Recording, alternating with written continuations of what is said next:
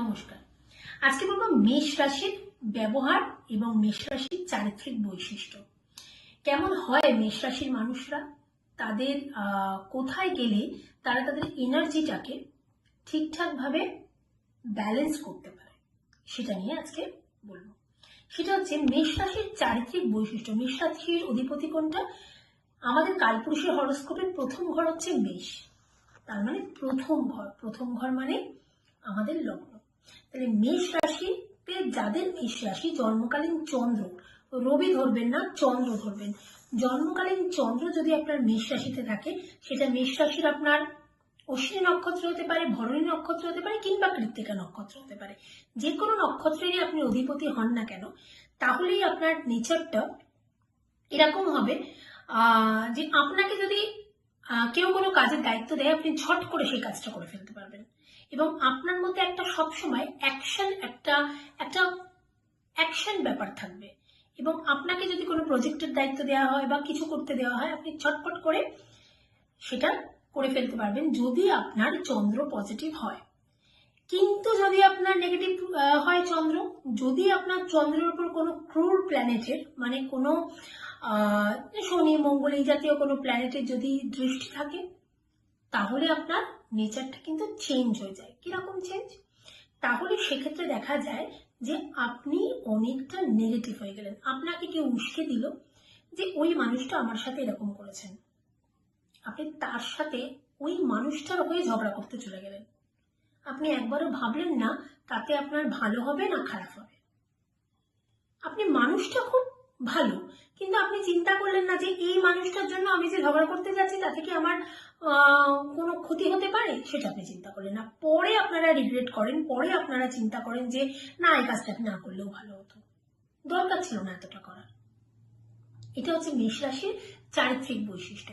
এছাড়া মেষ রাশির মধ্যে আরেকটা ব্যাপার থাকে, এরা কিছু ক্ষেত্রে এরা লড়াই করতে খুব ভালোবাসে, এরা পুলিশ প্রশাসনের জায়গায় যেতে খুব ভালোবাসে, এদের এই জায়গাগুলো খুব ভালো থাকে।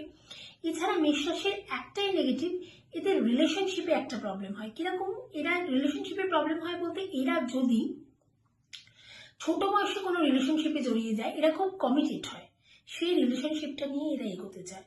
যার ফলে তাদের মধ্যে একটা ব্যাপার হয় যে আমি দেখে নেবো, আমি বুঝে নেবো, আমি করেছি, আমি বুঝে নেবো, এটা আমার ব্যাপার, আমি ব্যালেন্স করে নেবো। কিন্তু সেটা নিয়ে ভবিষ্যতে তাদেরকে হয়তো অনেক প্রবলেম পড়তে হয়। কিন্তু যেহেতু মঙ্গলের অধিপতি, মেষ রাশির ঘরটা যেহেতু মঙ্গলের ঘর, সেই জন্য তারা ওই ব্যাপারটাকে নিয়ে চলে, লড়াই করেই চলে একরকম।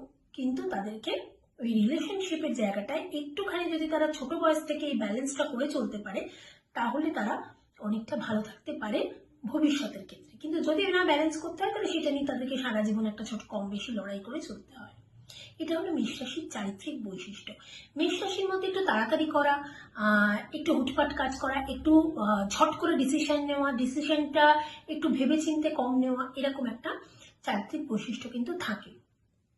নেগেটিভটা তো আমি বলেই দিলাম যে মেষ রাশি যদি নেগেটিভ হয় তাহলে কি হয়ে যায়, একটা চন্দ্রের নেগেটিভ এবং পজিটিভ এবং একটা ঘরের নেগেটিভ এবং পজিটিভ দুটো প্রভাবই কিন্তু থাকে। ঠিক আছে, তাহলে মেষ রাশিকে ব্যালেন্স করতে হলে এরা কোথায় তাদের এনার্জি পয়েন্টটাকে ব্যালেন্স করবে? দেখা গেল যে এরা তাদের এনার্জি পয়েন্টটাকে ব্যালেন্স করতে গেলে তাদেরকে একটা জায়গায় যেতে হবে। সেটা হচ্ছে এরা কোনো পাহাড়ে কোনো মন্দিরে কিন্তু এরা যেতে পারে। সেখানে কোনো মন্দিরে পাহাড়ে কোনো যেমন কেদারনাথের মন্দির হতে পারে, মনসা মন্দির হতে পারে, চণ্ডী পাহাড় হতে পারে, এরকম কোনো পাহাড়ে গিয়ে যদি এরা পুজো দিতে পারে, বদ্রীনাথের মন্দির হতে পারে, মোট কথা পাহাড়ি কোনো মন্দিরে গিয়ে যদি এরা দুবার তিনবার যায়, তাহলে তারা তাদের পজিটিভ এনার্জিটা অনেকভাবে ব্যালেন্স করতে পারে। কি হয়, এরা এত বেশি এরা অ্যাকশন হয়, এদের মধ্যে অ্যাকশন পাওয়ারটা এত বেশি থাকে, এদের মধ্যে এনার্জিটা এত থাকে, এরা যখন পাহাড়ে যায় তখন এদের মধ্যে এনার্জিটা কিন্তু লস হতে থাকে। তো অটোমেটিক্যালি এরা যদি একটু পাহাড়ে বারে যায়, পাহাড়ে অবশ্যই মন্দিরে যেতে হবে, পাহাড়ি কোনো মন্দিরে, তাহলে এদের সেই জায়গা থেকে অনেকটা তাদের ব্যালেন্স হয়ে যায় সবকিছু। রাশি তো বললাম, রাশির প্রকৃতিও জানতে পারলেন, কিন্তু দেখা গেল আপনার পেট খারাপ হয়েছে। হুম তার মানে এই রাশির যে পয়েন্ট আমি বলে দিলাম, যে এনার্জি পয়েন্ট এখানে, আপনি এখানে গিয়ে পুজো দিলে বা বারে বারে যদি আপনি এনার্জি পয়েন্টে যান, তাহলে গিয়ে আপনি অনেকটা ভালো থাকতে পারবেন। কিন্তু দেখা গেল আপনার পেট খারাপ হয়েছে। পেট খারাপের কারণটা জানতে হবে আপনাকে। পেট খারাপের কোনো ওষুধ দেওয়া হলো, বা আপনার জ্বর হয়েছে, আপনাকে জ্বরের কোনো ওষুধ দেওয়া গেল, কিন্তু জ্বরটা আপনার বারে বারে বারে বারে আসছে। কোনোভাবেই জ্বরের কোনো ওষুধ খেয়ে বা পেট খারাপের কোনো ওষুধ খেয়ে আপনার সেটা কমছে না, আবার সেটা ফিরে আসছে।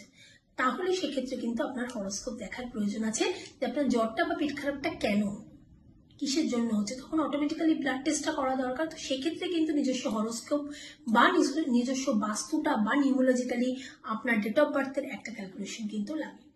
কিন্তু ইনিশিয়ালি এই রাশির ক্ষেত্রে কিন্তু এরকম তার ব্যবহার এবং এরকম তার মানসিক জায়গাটা হয়, এবং এটাই তার এনার্জি পয়েন্ট হয়। এই জায়গায় যদি সে বারে বারে যায় বা বারে বারে গিয়ে সে পুজো দেয়, তাহলে অটোমেটিক্যালি তার চন্দ্র অনেকটা ব্যালেন্স হয়। এবং চন্দ্রই কিন্তু আমাদের হরোস্কোপে গ্রহ নক্ষত্ররা যেখানে যা পজিশনেই থাকুক না কেন, আমাদের রাশি কিন্তু অনেকটা আমাদের জীবনটাকে কন্ট্রোল করে, অনেকটা, মোটামুটি 70% কন্ট্রোল করে চন্দ্র। কেন? আমরা মন থেকে সবকিছু ভাবি, এবং আমাদের মনে এলেই সেটাই আমাদের ব্রেনে যায়, তাই না? তো আমরা আগে মনে চিন্তা করি, তারপর ব্রেনে সেটাকে পাঠাই, তারপরে সেই কাজটা আমরা করি। ঠিক আছে, এবার বলবেন অনেকে হয়তো ব্রেন থেকে করে, কিন্তু না, এটা সবাই মন থেকেই ভাবি। আমরা মন থেকে ভাবি আমি ওটা খাবো, তবেই আমি ওটা খাই। আমি ব্রেন থেকে ভাবি না আমি ওটা খাবো, আমার মন থেকে তারপর ওটা ব্রেনে যায়। তো রাশির ব্যালেন্স কিন্তু করতে হবে। যখন দেখলেন করেও হলো না, তখন আপনাকে কোনো অ্যাস্ট্রোলজারের কাছে অবশ্যই যেতে হবে।